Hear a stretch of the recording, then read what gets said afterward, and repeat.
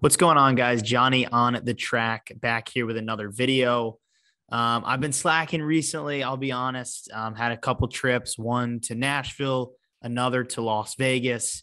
I was actually at the Las Vegas race, which was an awesome race. But, I'm here. I'm still here. I'm ready to make some more content for you guys. The podcast, we've been struggling to get guests. I mean, it's during the season. And I've been trying to gear off to do some of my own stuff. But don't worry, we've got plenty of interviews coming with drivers. So on another note, why am I making this video? Why, what are we doing here? Well, I posed a question last night on Twitter and it got a lot of responses, a lot of heated responses back and forth between different people. And basically, I said, rank right now at this moment. I want you to rank the Hendrick Motorsports drivers from 1 to 4. So you've got Chase Elliott, you've got Kyle Larson, you've got William Byron, and you've got Alex Bowman. 3 of those guys have actually won a race this season, and the other who has not, being Chase Elliott, is the current points leader. So whatever you want to say about how the season's turned out, Hendrick Motorsports is still there and their drivers are all still there. So with that, I wanted to take the time to make this video for me to rank the 4 Hendrick drivers from 1 to 4. Real quick on another note, I do not think we've seen this young and this talented a driver lineup maybe ever. I think you have the best driver in motorsports right now, and Kyle Larson there. You've got a past champion, a guy that was growing for another championship last year in Chase Elliott. You've got a young stud, a young consistent stud in William Byron taking over for the 24. And then on top of that, you've got a dude that just keeps racking up wins. He just finds ways to win in Alex Bowman. And I think with all of that, this lineup is probably the best and the most talented group of young drivers that NASCAR has ever seen. Now, could another guy fill in and take over that 48 car and maybe have more success in the 24 car, maybe the 9? I don't know, maybe. But I think at this moment, those 4 drivers are perfect where they are, and they are putting Hendrick Motorsports on the top of NASCAR right now. Even with the next gen car, they still have 3 wins this season. So they are right there and back. So with that, let's get right into it. I'm going to start with number 1. And I think this is no surprise to most people. The best driver in motorsports right now, his name is Kyle Larson. He's coming off a season where he had 10 wins, 11 if you want to count the All-Star race. He's the champion. He has sort of had an up and down season this year. He had the win at California, the second place at Las Vegas, losing to his teammate Alex Bowman, who we'll get to at some point. And then other than that, it's been kind of abysmal. All 30 or higher finishes, 32nd at Daytona, 34 at Phoenix, and then 30th at Atlanta, and another rough super speedway performance for Kyle Larson. And that's the thing with Kyle, right? The big knock on him right now, if he wants to really excel and really get to, some of the greats category, he's got to up his super speedway results. Dale Earnhardt, super speedway legend. Jeff Gordon, super speedway legend. Petty, Pearson, those guys, super speedway legends. Guys like Harvick, Logano, they've got their Daytona 500. So, this is one of those things where if you want to be in that category with some of the best, you've got to win probably a 500, I think. That's the big knock against Tony Stewart. And Tony Stewart was very good at super speedways, but he didn't win the 500. And Kyle, on top of that, just has not performed well at super speedways in general. A lot of it is due to luck, but a good amount of it is just he doesn't know when to be aggressive at the right time. He doesn't know when to make the move at the right time.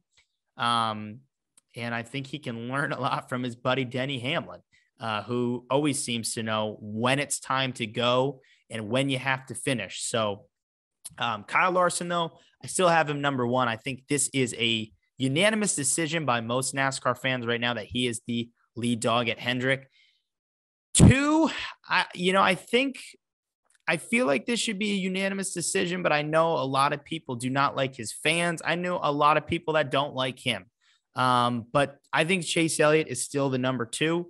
I think kind of by a landslide still at this point. He's got the championship. He's the best road course racer in the series right now. To me, without a doubt, I don't really think it's close. I know Kyle Larson had some wins there last year at road courses, but to me, the most consistent guy and the guy that everybody is trying to chase is Chase Elliott. He's had his success at super speedways. He's had his success at short tracks, but the kind of knock against Chase right now is the 1.5 miles. Not really his gig.